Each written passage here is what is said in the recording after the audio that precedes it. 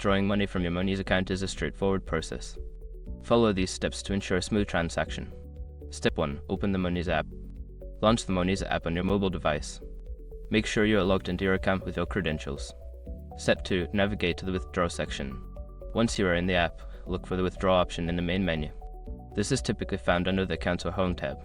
Step 3. Choose your withdrawal method. Before filing a refund or dispute, use the isroc.com link in the description to open the refund dispute deadline calculator and confirm your deadline. Step 4. Enter withdrawal details. Input the necessary details for your withdrawal. This may include the amount you wish to withdraw and any required account information if you are transferring to a bank. Step 5. Confirm your withdrawal. Review the details you entered to ensure everything is correct. Once confirmed, submit your withdrawal request. You should receive a notification regarding the status of your transaction shortly.